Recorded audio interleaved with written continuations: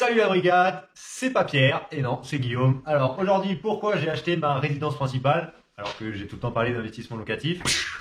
Petite interruption, oubliez pas, Guillaume a lancé sa chaîne La Brigade des Entrepreneurs, où il parle d'entrepreneuriat, il rentre dans les détails, il fait une formation qu'il est en train de développer là, qui est peut-être déjà sur la chaîne en fonction de quand vous regardez la vidéo, de A à Z, comment lancer sa boîte.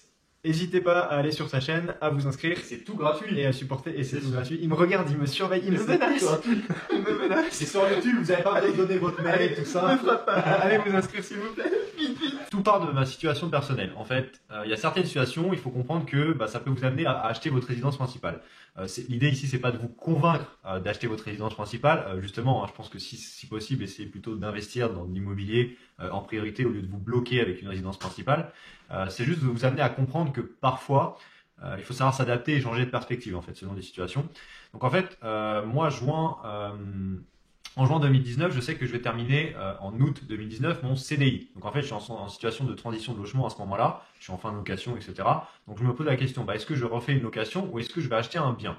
Mon objectif personnel, c'est clairement de ne pas retourner salarié. Tout simplement parce que le salariat, pour moi, ça veut dire qu'on s'ennuie, qu'on échange son temps contre de l'argent, qu'on développe le rêve d'un autre. Voilà, donc moi, j'espère et je sais que je ne retournerai pas salarié, en tout cas au maximum. Donc je sais que là, je vais plus avoir ce statut-là et si vous voulez investir en général pour aller voir des banques, il faut avoir un CDI, sinon ils vous ouvrent pas la porte. À part si vous avez un énorme apport par exemple, où il y a une certaine situation qui peut faire que ça fonctionne. Je suis en début d'activité et pour moi, c'est pas possible d'emprunter. Quand vous êtes chef d'entreprise, vous pouvez emprunter au bout de 2 ou 3 ans. Voilà, si vous commencez à avoir des bilans et ce genre de choses. Voilà, mais moi en tout cas, c'était pas le cas. Donc au vu de ma situation et du fait que je voulais pas retourner en salariat, j'ai décidé d'acheter ma résidence principale. Alors au passage, j'ai fait quand même une affaire correcte. Alors, je vais pas dire une bonne affaire parce que c'est pas une bonne affaire, mais une affaire correcte pour plusieurs raisons. Le bien, il a 6 ans. L'ancien propriétaire, il l'a acheté dans le neuf. Il l'a acheté 222 000 euros. Devinez combien je l'ai acheté? 170 000 euros. Frais d'agence inclus, etc. Donc en gros, j'ai gagné 52 000 euros. Voilà, comme quoi, quand on me dit que le neuf, c'est tout pourri, bon, un exemple concret. Je suis tombé sur le vendeur, en fait, le bon vendeur qui est pressé de vendre. Donc il était prêt à baisser son prix, donc j'ai pu en profiter. J'ai évidemment négocié, même s'il était pressé, j'ai négocié encore le prix et j'ai réussi à gagner. Donc ça, faut pas oublier. Je connais très bien le quartier où j'ai acheté l'appartement et je sais qu'il est en fort développement au niveau de transport, logement, commerce. Donc c'est un bien qui a quand même un fort potentiel. Alors même si on me dit que on n'investit pas pour quelque chose qui va gagner de l'argent, enfin qui va gagner en valeur dans le futur, mais qui vous fait gagner de l'argent tout de suite. Bon, en tout cas, c'est quand même un point positif. Et le bien, alors je vais vous donner quelques chiffres. Le crédit, c'est à peu près avec toutes les assurances, etc. C'est 768 euros. Les charges, elles sont de 138 euros. Alors là, oui, ça fait un petit peu mal parce que c'est pas le genre de bien qu'on recherche pour un investissement. Voilà, il y a un gardien et il y a des choses qui font que ça ajoute des charges. Donc les charges sont quand même assez élevées. Bref, donc le total, il est à peu près de 906 euros par mois. Si je le loue, donc il y a 30% des charges à payer en tant que propriétaire, donc je paierai à peu près 41 euros de charges.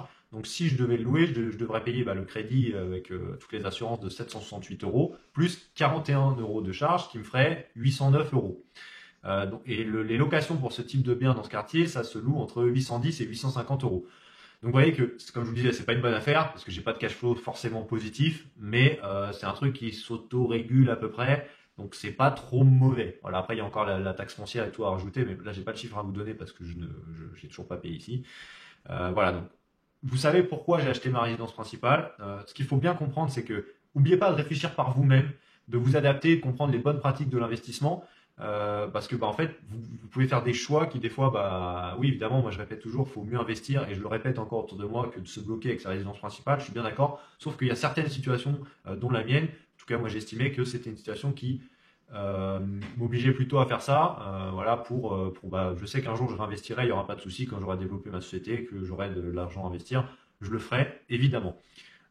Personnellement, voilà, j'adore ce que je fais, je travaille beaucoup pour développer ma société et même si c'est du 7 jours sur 7, voilà, je ne retournerai pas salarié. Enfin, en tout cas, c'est pour rien au monde, j'ai envie de retourner salarié. Donc ça peut convenir à certains, mais pas d'autres. Pas de critique là-dedans.